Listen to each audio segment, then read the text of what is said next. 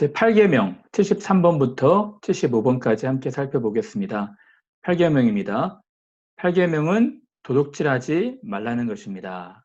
8계명이 요구하는 것은 우리 자신과 이웃의 재물과 재산을 합법적으로 모으고 증진시키는 것입니다. 8계명이 금하는 것은 우리 자신이나 이웃의 재물과 재산을 부당하게 저해하거나 저해할 소지가 있는 것입니다. 우리가 1번부터 지금 70번까지 살펴보고 있는데요. 우리가 일부의 내용, 1번부터 38번까지의 내용을 읽어서는 안 될 것 같아요. 우리가 이렇게 행해야 되는 이유는 하나님, 삼위 하나님께서 우리에게 크신 일을 하셨기 때문입니다. 크신 일을 하셨기에 이 복음이 있기 때문에 복음에 합당한 삶을 살아가는 것이거든요. 그래서 오늘도 10계명을 살펴보도록 하겠습니다. 10계명, 5계명부터 10계명까지는 대인관계를 말씀하고 있는데요. 5계명은 내 부모를 공경하라. 그리고 6계명은 살인하지 말라. 7계명은 간음하지 말라. 8계명은 도둑질하지 말라. 오늘 공부할 내용입니다. 10계명에 대해서 되게 불편하게 생각하고 까다롭고 엄격하게 생각하는 분들이 있어요. 왜 이렇게 하지 말라는 이야기가 많냐 이것입니다. 10계명을 요약하자면 다 하지 말아라, 하지 말아라, 하지 말아라. 돈 이렇게 얘기하시는 분들이 있거든요. 엄밀히 말하면 하라는 것도 있습니다. 이 안식일을 기억하여 거룩히 지키라는 것과 부모를 공경하라 2번 나오죠. 근데 지난번에 말씀드렸지만 사람들이 이 법을 악용하고 오해하기 때문에 사이좋게 지내는 것이 어머니의 뜻이지만 꼭 집어서 싸우지 말아라 라고 말씀하신 것이죠. 우리 확장형으로 해석을 해야 됩니다. 그래서 이 10계명을 하라라는 내용으로 2가지로 요약하신 분이 계시죠. 예수님입니다. 하나님을 사랑하고 이웃을 사랑하라는 것입니다. 이것이 10계명입니다. 사랑하라 하지만 하지 말아야 될 것에 대해서 이렇게 경계선을 그어주시고 분명하게 말씀하신 것이죠. 6번부터 오늘 8번까지는 인간 공동체에 끼치는 치명적인 악을 금하신 것입니다. 물론 9계명, 10계명도 마찬가지겠지만 여러분 살인하는 것, 간음하는 것, 도적질하는 것 이건 인간 공동체에 정말 해악을 끼치는 것이거든요. 하지 말라고 꼭 집어서 명령하신 것이죠. 그러나 궁극적인 뜻은 사랑하는 데 있습니다. 이웃의 생명과 인격도 존중하고 남녀 관계도 존중하고 부부 관계도 존중하고 오늘 공부할 이웃의 소유, 가진 것도 존중하라는 것입니다. 자, 그러면 8계명. 8계명은 어떤 것이고 8계명을 통해서 우리가 알 수 있는 것이 무엇일까요? 8계명은 도둑질하지 말라였습니다. 여기서 도둑질은 가나브라는 히브리어인데 2가지 뜻이 있어요. 타인의 것을 몰래 훔치는 것입니다. 또 하나는 부당한 방법으로 이익을 추구하는 일체의 행위도 도둑질이라고 말하고 있는 것입니다. 한마디로 말씀하면 이웃이 가진 소유를 존중해 주라는 것입니다. 8계명을 통해서 알 수 있는 것 제가 2가지만 말씀을 드리려고 하거든요. 첫 번째는 하나님께서 우리 모든 사람들에게 분깃을 허락하셨고요. 사유재산을 허락해 주셨다는 것입니다. 모든 사람들은 자기의 사유재산을 추구할 권리를 가지고 있는 것입니다. 그렇죠? 집도 가질 수가 있고요. 차도 가질 수가 있고 저금도 할 수가 있는 것입니다. 그리고 자기의 재산을 증식할 수도 있는 것입니다. 하나님께서 사유재산을 허락하신 것이죠. 지적재산도 허락하신 것입니다. 그래서 첫 번째로 우리가 배워야 될 것은 하나님께서 우리에게 각자의 분깃에 따라서 사유재산을 가질 수 있도록 허락해 주신 것입니다. 근데 이것이 사람의 타락으로 인해서 인간의 죄로 인해서 부의 분배가 불평등하게 이루어지고 빈부격차가 더 심해지고 부당한 재산 침해가 있게 된 것입니다. 하나님께서는 우리에게 자기의 재산을 소유하고 추구할 권한을 주셨거든요. 사람들에게 죄가 들어와서 부당하게 이것이 빈부격차로 발전된 것입니다. 그렇다고 해서 이 성경은 공산주의를 얘기하고 있지 않습니다. 어떤 분들은 성경에도 공산주의가 있다. 특히 초대교회에는 다 공동분배하고 있지 않았습니까? 그래서 성경에도 증거가 있기에 공산주의를 말하고 있다라고 말씀하시지만 그것이 아닙니다. 여러분, 초대교회는요, 오순절날 성령께서 막 물 붓듯이 부어져서 사람들 마음에 가난한 사람들에 대한, 그들의 인권과 권리에 대한 긍휼의 마음이 생긴 거예요. 그래서 구제와 헌금을 통해서 공동 분배가 이루어진 것입니다. 첫 번째로 우리가 8계명을 통해서 알 수 있는 것은 하나님께서 우리에게 사유재산권을 허락하셨다는 것입니다. 두 번째로 8계명을 통해서 알 수 있는 것은 다른 사람이 가진 것을 훔치거나 부당한 방법으로 빼앗아서는 안 된다는 것입니다. 자기에겐 없고 다른 사람에게 있다고 해서 이웃의 것을 탐내거나 도둑질해서는 안 된다는 것입니다. 다른 사람이 갖고 있는 집, 차, 재산, 동산, 부동산, 그것을 탐해서는 안 돼요. 그리고 또 도둑질해서도 안 됩니다. 그것을 빼앗아도 안 되는 것이죠. 그래서 오늘은 제가 도둑질의 종류에 대해서 한 6가지로 말씀을 드릴까 하는데요.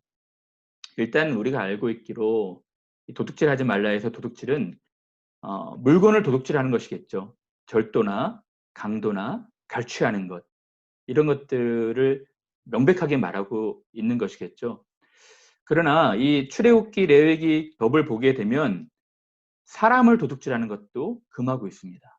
납치, 유괴, 인신매매, 노동력, 임금 착취하는 것. 그래서 출애굽기 21장에는 사람을 납치한 자가 그 사람을 팔았든지 자기 수하에 두었든지 그를 반드시 죽일지니라 라고 엄중하게 얘기를 해주고 있어요. 오늘날에도 이러한 도둑질이 있죠. 정말 무시무시하고 끔찍한 죄 아니겠습니까? 하나님의 엄한 심판이 있을 것입니다. 그리고 여러분, 물건을 상거래하는 것, 부당한 상거래하는 것도 하나님이 금하십니다. 도둑질이라고 명하신 것이죠. 고리대금, 그리고 부당거래, 불공정하게 가격을 폭리해서 이익을 취하는 것. 그래서 길이나 무게나 양을 잴 때 불의를 행하지 말고 공평한 저울과 공평한 추와 공평한 에바와 공평한 흰을 사용하라. 그렇죠? 쌀을 팔 때 쌀 되도 공평하게 만들고 저울도 공평하게 하라는 것입니다. 오늘날 현대에도 이런 부당한 상거래들이 많이 있죠. 도둑질이라고 말씀하신 것입니다. 다른 사람 이웃의 것을 도둑질하는 것이죠. 또 여러분, 국가가 해야 되는 역할도 있습니다. 국가가 국가의 권력을 가지고 도둑질하지 말라는 것입니다. 국가가 하는 도둑질이 무엇입니까? 부당한 세금 징수입니다. 또 점경 유착해서 불공정한 어떤 시장을 만드는 것. 그러니까 너희가 힘없는 자를 밟고 그에게서 미래에 부당한 세를 거두었은즉 하나님이 거기에 또한 엄중한 심판을 내리신 것이죠. 또 남의 지적 재산, 남의 노력을 한 것을 도둑질하는 것, 이것도 도둑질이라 말씀하고 있는 것입니다. 오늘날 이런 일들이 많이 있잖아요. 불법으로 복제하거나 논문을 표절하거나. 저는 이 잠언서의 기도를 참 좋아하는데요. 가난하게도 마옵시고 부하게도 하지 마옵소서. 내가 너무 부하게 되면 배불러서 하나님을 모른다 할까 두렵고, 또 내가 너무 가난하면 도둑질하고 내 하나님의 이름을 욕되게 할까 두려워함이니이다. 그러니까 우리가 너무 가난하지 않고 넉넉하게 살아야 될 이유도 있어요. 남이 갖고 있는 재산들, 지적 재산이라든지 이것을 함부로 하지 않도록 하나님께 이렇게 일용할 양식들을 보여야 되는 것이죠. 마지막 하나만 더 말씀을 드리면 하나님의 것을 도둑질하지 말라는 것입니다. 그렇죠? 그래서 말라기에서는 너희는 나의 것을 도둑질하고도 말하기를 우리가 어떻게 주의 것을 도둑질하였나이까 하는도다. 이는 곧 11조와 봉헌물이라. 하나님의 소유를 도둑질하지 말라는 것입니다. 그래서 도둑질이라 명하셨고요. 근데 여러분, 고대 근동에서는요, 모든 법의 초월에 있는 사람들이 있었습니다. 그 사람들은 왕이겠죠. 그러나 이스라엘의 율법은 그렇지 않아요. 율법은 왕이라도 지켜야 되는 것입니다. 똑같이 모든 사람과 공평하게 지켜야 되는 것이죠. 그래서 다윗이 이웃의 아내를 도둑질했을 때 하나님의 심판이 있었지 않습니까? 아합 왕도, 그 악한 왕도 이 율법 가운데 있어서 남의 포도원을 뺏을 때 마음이 너무 불편했어요. 근데 이세벨이 그런 마음에 부채질을 한 것이죠. 왕이라 할지라도 모든 사람들이 지켜야 되는 법이었습니다. 자, 그러면 이 8계명을 통해서 우리가 배울 수 있는 교훈들이 무엇일까요? 8계명을 올바르게 깨달은 사람의 반응이 무엇이겠습니까? 첫 번째는 겸손하게 우리의 연약함과 죄를 인정해야 되는 것입니다. 많은 분들이 이 부모를 존경하라, 또 살인하지 말라, 또 간음하지 말라, 이런 부분들에 대해서 조금 불편한 마음이 있을지라도 도둑질하지 말라에 대해서는 굉장히 자신만만한 분들이 많이 있습니다. 자기는 도둑질하지 않았다는 것입니다. 우리 아까 도둑질의 종류도 살펴보았지만 여러분, 도둑질은 굉장히 세밀하게 우리에게 말해주고 있어요. 남의 것을 강도하거나 갈취하거나 이렇게 절도하는 그것이 아니라 아주 디테일하게 하나님께서 우리에게 도둑질을 말해주시고 있는 것이죠.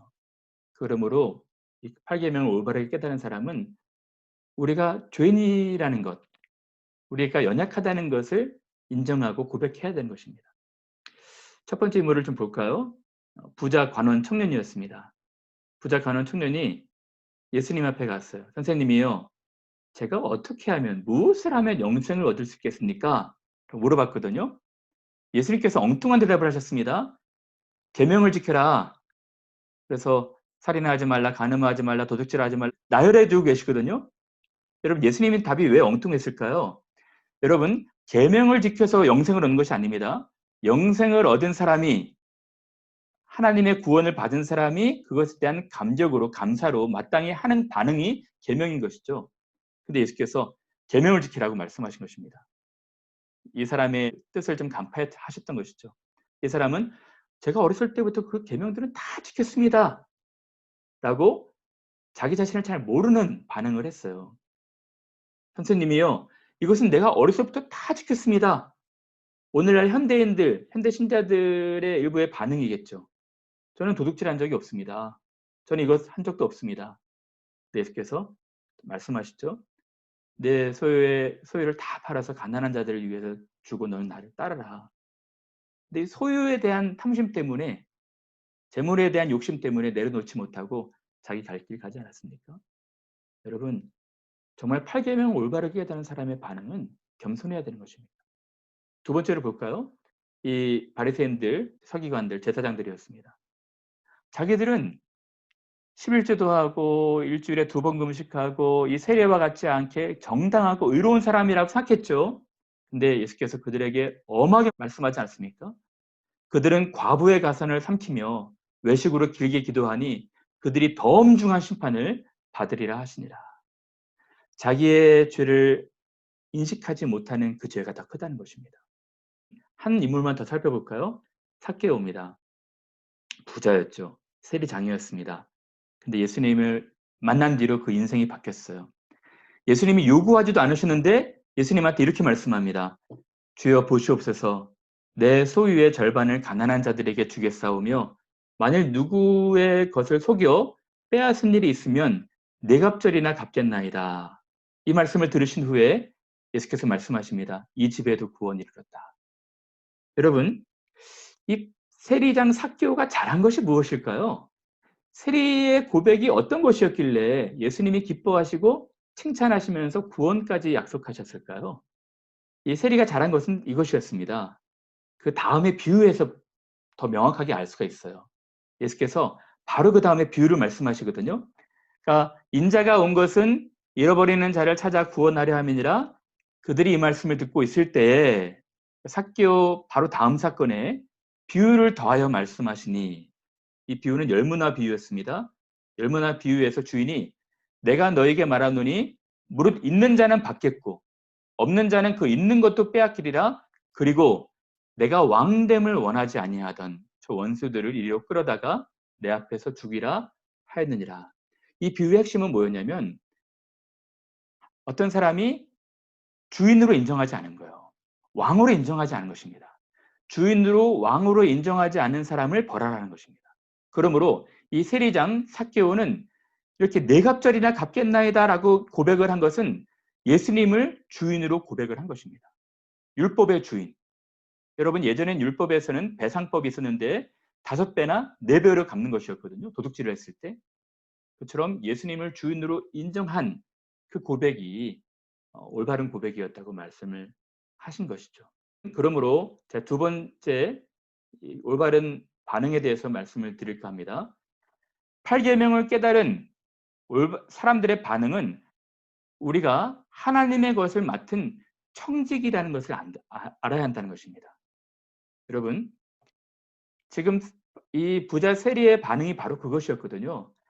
하나님이 주인이시고 예수님이 주인이시고 자기는 주인의 것을 맡은 사람이기에 주인의 뜻대로 청지기의 삶을 살아야 한다는 것입니다. 여러분, 또 누가복음에는 이렇게 말씀하십니다. 주께서 이르시되 지혜 있고 진실한 청지기가 되어 주인에게 그 집 종들을 맡아 때를 따라 양식을 나누어 줄 자가 누구냐. 하나님이 주인이시고요. 하나님의 종들, 우리 신자들은 다 진실한 청지기, 지혜 있는 청지기가 되어야 한다는 것입니다. 그래서 주인이 뜻할 때에 때를 따라서 양식을 사람들에게 나눠주는 거예요. 주인이 이럴 때 그 종이 그렇게 하는 것을 보면 그 종은 복이 있을 것이다. 내가 참으로 너에게 이르노니 주인이 그 모든 소유를 그에게 맡기리라. 지혜 있고 진실한 청지기가 되어서 하나님의 것을 잘 관리하고 맡아서 사용하게 되면은 하나님이 그 소유를 다 맡긴다는 것입니다. 근데 어떤 사람들은 주인이 더디오리라 생각하여서 주인의 뜻대로 사용하지 않아요. 그러면 주인께서 엄히 그 사람을 다스린다는 것입니다. 그리고 맨 마지막 셋째 단락을 잘 보십시오. 중요한데요. 주인의 뜻을 알고도 준비하지 아니하고 그 뜻대로 행하지 아니한 종은 많이 맞을 것이요. 알지 못하고 맞을 일을 행한 종은 적게 맞으리라. 무릇 많이 받은 자에게는 많이 요구할 것이요. 많이 맡은 자에게는 많이 달라 할 것이니라. 제가 달란트 비유를 말씀을 드릴 때 많은 사람들이 10달란트 받은 사람을 부러워해요. 어떤 의미에서 보면 여러분, 부러워해서는 안 될 수도 있습니다. 꼭 부러워할 것이 아닙니다. 이런 반응인데요. 많이 준 사람은 그 책임을 잘 감당해야 됩니다. 그 책임을 잘 감당하지 못하고 청지기가 아닌 자기의 것으로 섰을 때 많이 매를 맞는다는 거예요. 그렇죠? 적게 받은 사람은 적게 맞는 것입니다.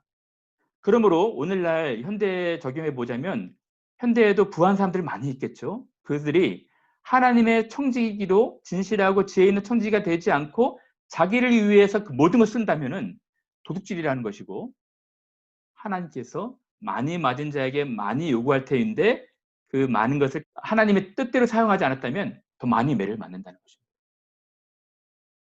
여러분, 그렇죠? 적은 능력을 주셨다면 거기에서 최선을 다해서 그 이윤을 남기면 되는 것입니다. 주인의 것을 관리를 하면 되는 거예요. 많이 맡은 사람들에게는 많은 책임도 부여가 되는 것이죠. 여러분, 그런 의미에서 여러분들이 많은 것을 맡았다면 여러분들의 책임이 더 중요한 것입니다. 여러분들이 더 높은 지위에 있다면 여러분들의 그 지혜 있고 진실한 청지가 되어서 주인의 뜻을 잘 알고 이행을 해야 되는 책임이 있는 것입니다. 그 책임을 잘 감당해야 되는 거예요.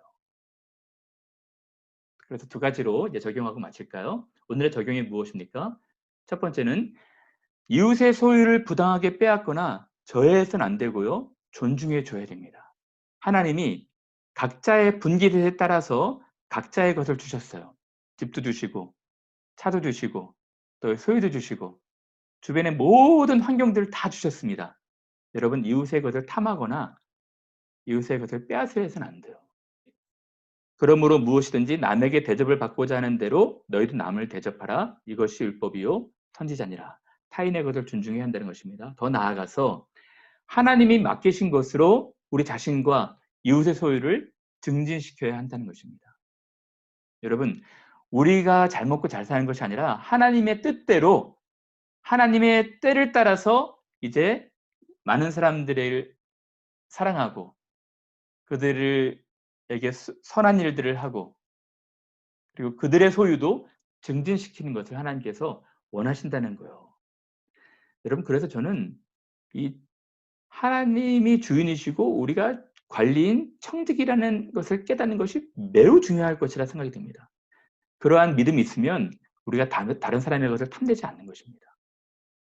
우리의 것에 최선을 다하고 하나님이 주신 것을 이제 우리를 위해 사용하는 것도 있겠지만 다른 사람을 위해서 선한 일을 하면서 살아가야 되는 것이죠. 이제 문제를 읽고 마칠까요? 제 8계명은 무엇입니까? 도둑질하지 말라는 것이었습니다. 8계명이 요구하는 것이 무엇일까요? 8계명이 요구하는 것은 우리 자신과 이웃의 재물과 재산을 합법적으로 모으고 증진시키는 것입니다. 우리 자신과 이웃의 것을 증진시키는 것입니다. 금지하는 것이 무엇일까요? 우리 자신이나 이웃의 재물과 재산을 부당하게 저해하거나 저해할 소지가 있는 것입니다. 사랑하는 여러분, 이제 여러분들이 하나님이 주신 것 소중하게 여기시면서 하나님의 뜻에 따라 잘 사용하시고, 더 많이 가진 사람들을 부러워하지 마시고요. 더 많이 가진 사람은 거기에 대한 책임을 잘 감당해야 되고, 또 적게 가진 사람도 자기 분깃에 자족하고 만족하시는 여러분들 되시기를 바랍니다. 말씀을 마치겠습니다. 감사합니다.